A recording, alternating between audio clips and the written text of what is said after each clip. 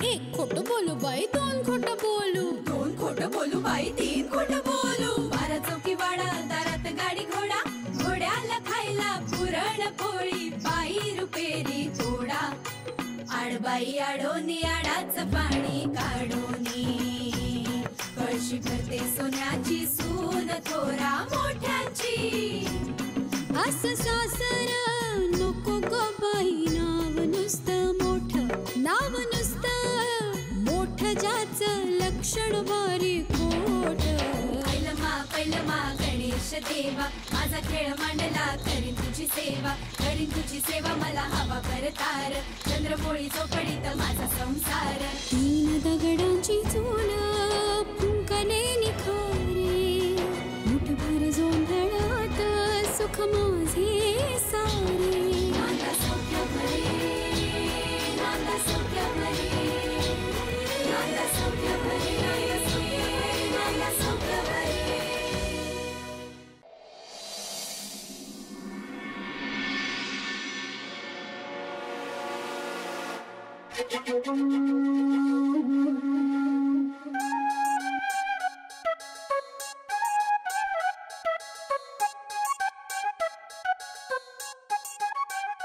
काय करते टवळी, कुणाच ठेव, कोणी उचलत नाही. कुठल्या टवळीचा उद्धार चाललाय? संपदा भटक भिंगरी आहे, हे भटकते कुणाच ठाऊक. ललिता, तू कशाला काळजी करतेस? तू व्यसन घातलेस ना तिच्या नाकात, आता ती कुठे जाणार नाही, कायम तुझ्या मोठीतच राहील. काय नेम नाहीये तिचा, 1 नंबरची दीडशाणी आहे, आणि बच्ची मावशी आहेतच. कान फुंकतील तिचं, आणि ही व्यसन काढून उधळेल कुठेतरी. ललिता, तुझा कुठलाही वार वाया जाणार नाही. तिला मग कशी वहिनीऐवजी वहिनी साहेब झाले बघितलेस ना. आतापर्यंत स्वानंदीची मोठी बहीण असल्यासारखी वागत होती. तू मंत्र मारलास तिच्यावर आणि ती लगेच स्वानंदीवर उलटली. तिला बोलायची एकही संधी फुकट घालवत नाही. हो, पण इंद्रनीलचा राग घालून बच्ची मावशीने खेळ बिघडवला ना माझा. काही करून ह्या दोघांना एकमेकांपासून दूर करायला हवं. काय करावं ते सुचत नाहीये. हे लैला मोजे जर असेच राहिले ना तर आपली पुढची स्टोरी सगळी बिघडेल. आपला डाव पूर्ण करायचा असेल ना, त्या वच्छी मावशींचा कायमस्वरूपी बंदोबस्त केला पाहिजे. नाहीतर आपलीच शेपटी धरायला धावणाऱ्या कुत्र्यासारखे गोल गोल गोल गोल फिरत राहू आपण. मूळ मुद्दा राहिला बाजूलाच, आणि वच्छी मावशींबरोबर शहर काटशहरचा खेळ खेळायला लागतो. हे जर असंच चालू राहिलं तर स्वानंदी अशी घरातच राहील. सत्य आहे. कोण आहे? या. जहानला तू होय? मी या म्हणतोय. ठेव. हो. माझा फोन हा. मग तुझाच आहे, जा घेऊन. बाळू, स्वतःचा फोन स्वतः जवळच ठेवायचा असतो. पण माझ्या जवळच होता. हो, मग काय त्याला पाय फुटला आणि तो इथे चालत आला? काय तू जा. ऐक, वच्छी मावशींचा फोन आला होता, त्यांना फोन करून विचार काय काम आहे. वच्छी मावशी काय म्हणाल्या? मला काय माहित काय म्हणाल्या. तुला फोन केला होता, तू विचार फोन करून काय म्हणाल्या. पण नक्की वच्छी मावशींचाच फोन होता ना? त्यांचा नंबर सेव्ह केलाय ना, त्यांनी फोन केलाय, त्यांचं नाव येतं ना, आणि मला वाचताही येतं. त्यांचाच होता फोन. जा.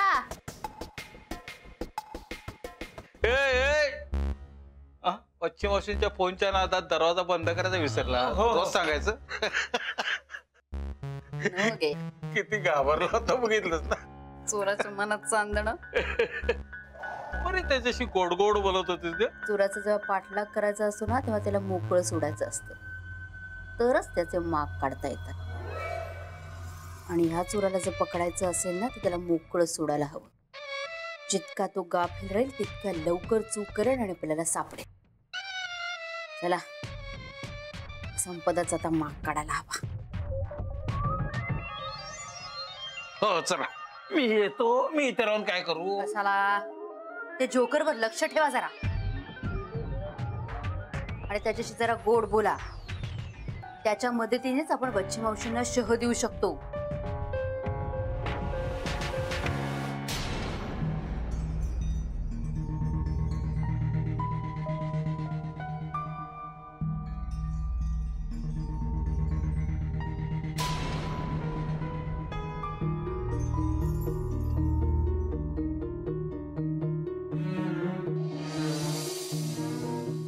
साहेब काय हवं होतं का? हे घेतलं. हा झोप तू झोप झोप. ओ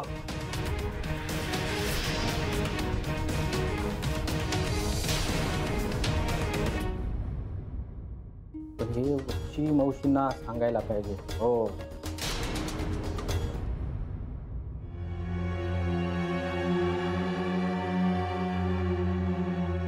बाळू हा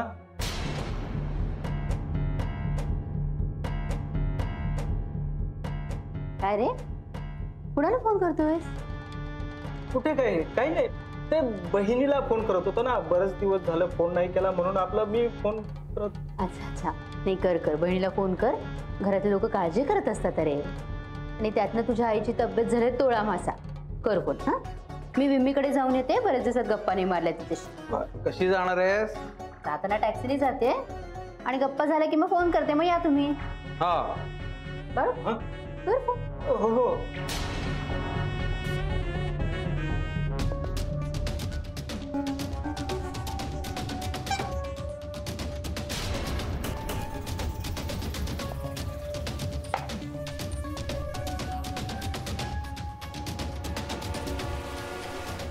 बाळू. हा? नाही म्हटलं यांच्या गप्पा म्हणजे 2 तासांची निश्चिंती. हो हो हो मी पडतो जरा वेळ. बर फोन कर बहिणीला. हो कर.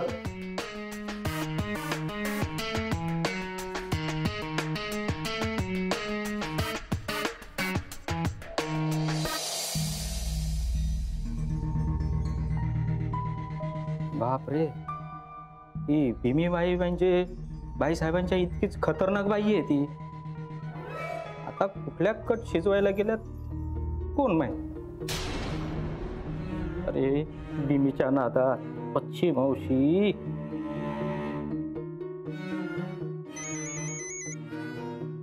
हा बाळू, कसा आहेस? अहो वच्ची मावशी, मी बरा नाहीये म्हणून तर फोन केलाय तुम्हाला. बाई काय झालं रे? अहो बाईसाहेबांना माझा संशय आलेला दिसतोय. म्हणजे अहो म्हणजे ह्या घरातल्या सगळ्या बातम्या तुमच्यापर्यंत कशा पोहोचतात हाच प्रश्न पडला होता ना त्यांना. आणि माझा संशय आलाय त्यांना. हो, आणि मी रात्री झोपलो होतो ना तेव्हा माझा फोन उचलून घेऊन गेले. हे रात्रभर त्यांच्याचकडे होता. अगं बाई, आणि मी फोन केला तेव्हा मला म्हणाली आमच्या बाळू कुठेही टाकतो फोन. नाही हो, माझ्याचकडे ठेवतो मी. हा फक्त झोपताना उशाला ठेवतो मी. हो. बापरे, बाळू आपल्याला सावध राहायला हवं रे राजा.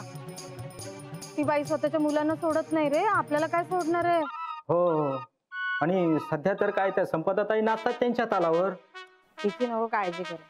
वसंतरावांशी बोलले मी. आता कुठे गेली बया? नाही एवढा आरामात बोलतोय. त्या विमी मॅडम हो त्यांच्याचकडे गेल्यात. त्या कशासाठी गेल्यात तेच काही कळत नाही. बर बर बर, तू काळजी करू नकोस. बाळू आपल्या पाठीमागे देव आहे. हा, आणि बिम्मी आहे आपल्या पाठीमागे. म्हणजे बिम्मीचे फोटो आहेत रे. तू फक्त स्वानंदीची काळजी घे. हा हो, स्वानंदीताईंची काळजी घेतोय मी वच्ची मावशी. पण तुम्ही असं का नाही करत की स्वानंदीताई किंवा त्यांच्या माहेरच्या माणसांना सांगून टाका ना सगळं हे. हो. नाही रे राजा, नाही सांगू शकत मी. पण बाळू, मी आता असं काहीतरी करते ना, संपदाच ललिताचं खरं रूप उघड करेल बघ. तू फक्त सावध राहा, लक्ष ठेव. हा चल, काळजी करू नको. मी आहे ना, वच्ची आहे ना. चल ठेवते बाबा.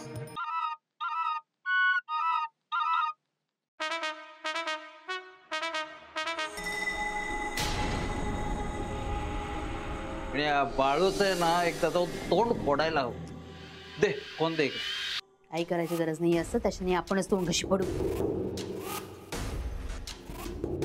आता वच्ची मावशींना तेच मेसेज जातील जे आपल्याला हवे.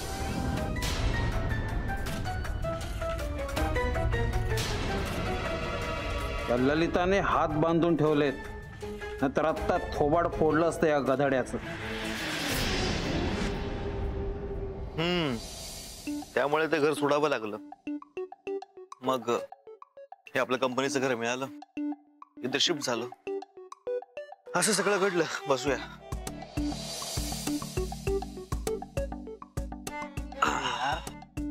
इथे एवढं सगळं घडलं आणि तुम्हाला काहीच सांगितलं नाही. अरे तू तिकडे ट्रेनिंग मध्ये होतास आणि तू तिकडनं काही करू पण शकला नसता.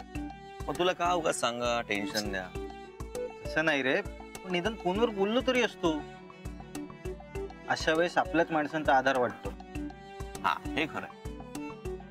आमचा आधार होता की, पण आमच्या मॅडम आमचे पाठीशी भक्कम उभे. काहीतरीच काय, मी फक्त माझं कर्तव्य केलं आणि ते कुठल्याही सुनेने केलं असतं.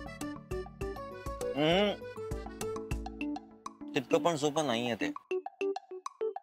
हे जी काय उभी राहिली संकटात त्या, hats off Milind, hats off.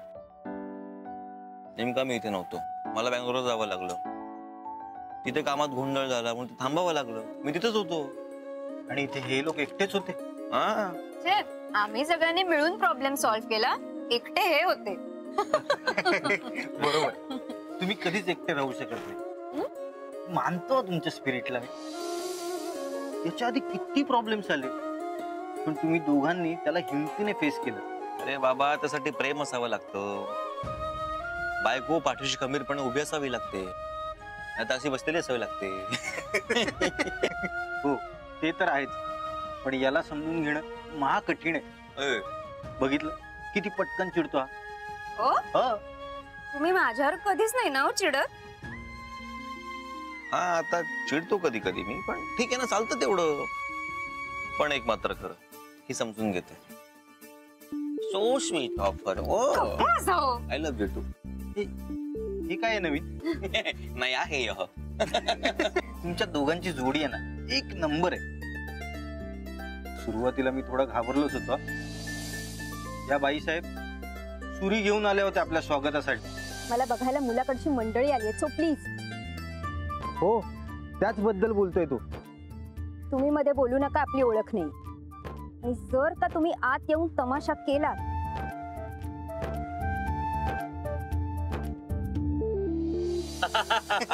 आठवत आहे ना तुला? अरे मी विसरूच शकत नाही ते. आजही घाबरतो मी ते आठवलं की. अरे आजही हिने डोळे वटारले ना की मी घाबरतो. अलीकडे नवीन सुरू झालंय, या बोलत काहीच नाही, फक्त रडतात आणि बघतात. हो, कारण माझ्या आजीने सांगितलं, एक चिडला ना की दुसऱ्याने गप्प बसायचं. जोपर्यंत मला अशी समजूतदार मुलगी मिळत नाही ना, तोपर्यंत मी लग्नच करणार. तुम्ही दोघेही आदर्श आहात माझ्यासाठी, खरंच.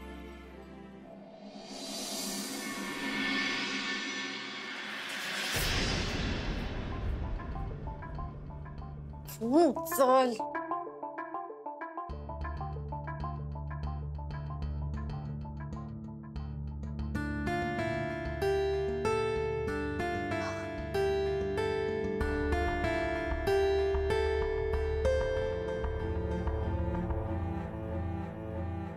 हे खोटे कागदपत्र तयार करण्यासाठी इंद्रनीलनी तुला मदत केली हे तू कुणालाही सांगायचं नाही. पण जर तू त्याचं नाव घेतलंस तर तुझंच पितळ उघडं पडेल. खोट्या कागदपत्रांवर तुझा व्हिसा झाला हे जर तुझ्या वडिलांना कळलं तर ते स्वतः तुला पोलिसांच्या ताब्यात देते.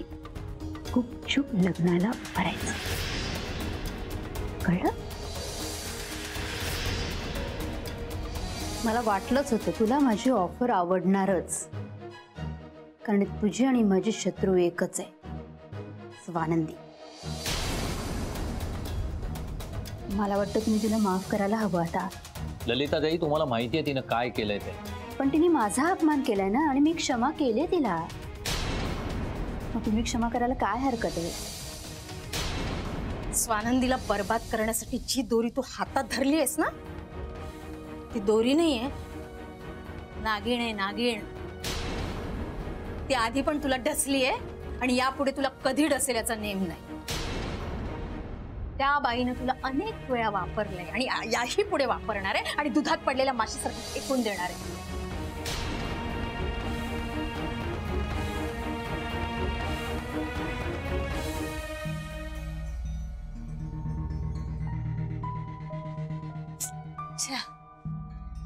स्वानंदी फोन का नाही उचलत आहे? ललिता काकूंची माहिती तरी काढता आली असती. माझा वापर करतायत का? पण मी पण संपत आहे. माणसांना वापरून फेकून देणं हा तर माझ्या डाव्या हाताचा मळ आहे. बघा ललिता काकू, तुमचा वापर कसा करते.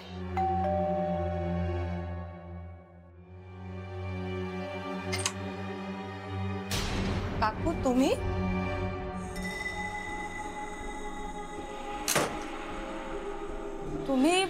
यावेळेला मला खूप काळजी वाटत होती तुझी. कोणही विसरत नव्हतीस तू. आणि काय अवस्था करून घेतलीस तू. जेवलेस तरी का? ठीक आहे, खायला आणलं तुझ्यासाठी. काकू बरं झालं तुम्ही आलात. मला खूप भूक लागली होती. टेबल पास करा ना लवकर. सरकवा.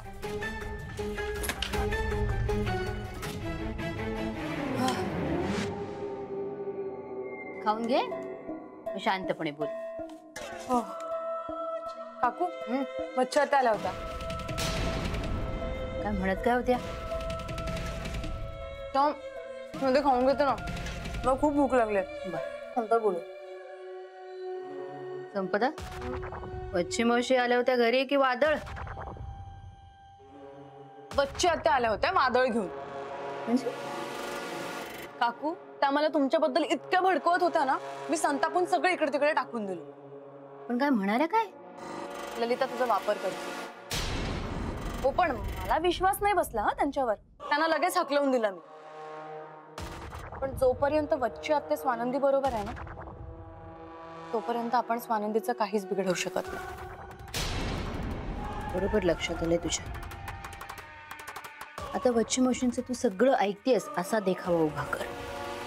तू त्यांचं सगळं ऐकत राहिलीस ना, तरच त्यांच्या मनात काय हे आपल्याला कळेल.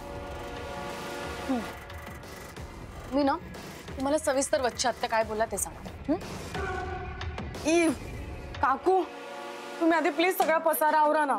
मला ना असं अनकम्फर्टेबल होतं सगळं सांगायला. प्लीज आवडतं ना, खूप डिस्टर्ब होईल काकू मला. मी सगळं तुम्हाला सविस्तर सांगते. आवडतं ना? हो.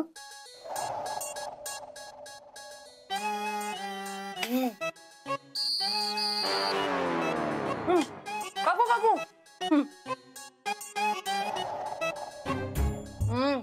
मस्त पिझ्झा ना काकू.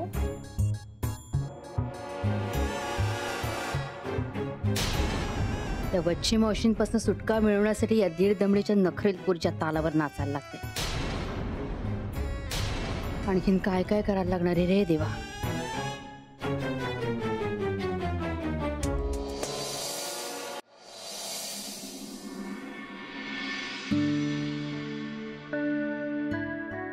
वच्ची आत्यांना कसली परीक्षा घ्यायची आहे काही कळत नाही बुवा. पण तुला सांगू का वसंता, तिच्या डोक्यातून जे काही येईल ना ते चांगलंच असणार. आतापर्यंत आपल्या मुलींच्या भल्याचाच विचार केलाय तिनं. अगं आई ते बरोबर आहे, पण त्या नक्की काय करणार आहेत हे कळेस तर मला काही चैन पडणार नाही. आजी अगं बाई आलीच. काय ग, कसली परीक्षा घेणार आहेस? थांब बसू दे तरी त्यांना. मी पाणी आणते. अगं राहू दे पाणी वगैरे, बस बस.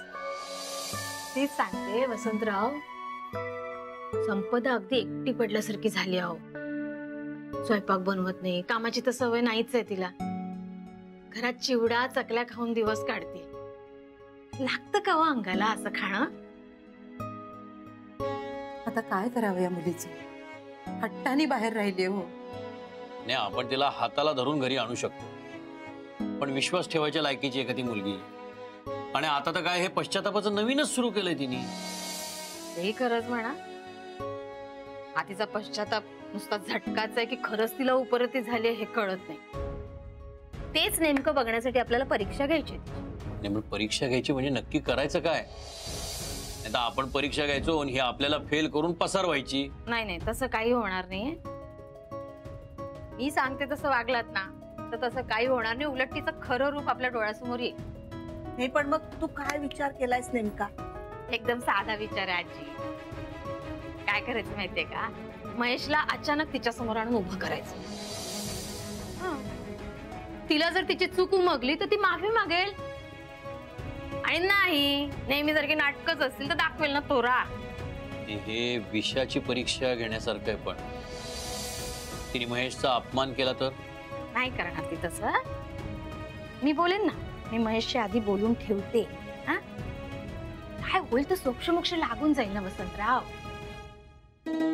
तुम्हाला पटते का? पण मी तुला म्हंटल नव्हतं वच्चीच्या डोक्यातून चांगलंच काहीतरी निघणार. मलाही पटतंय. ठीक आहे, मग एवढे प्रयत्न करून झाले, हा आणि एक करूयात. खूप मेहनत घेतलीस ना ललिता संपदावर. आता बघ मी तुझ्या मेहनतीवर कसं पाणी फिरवते. तुझ्या जाळ्यातून फुरकन उडवून लावते बघ तिला. नुसती बोलते ती टुच्ची आणि करते ती वच्ची.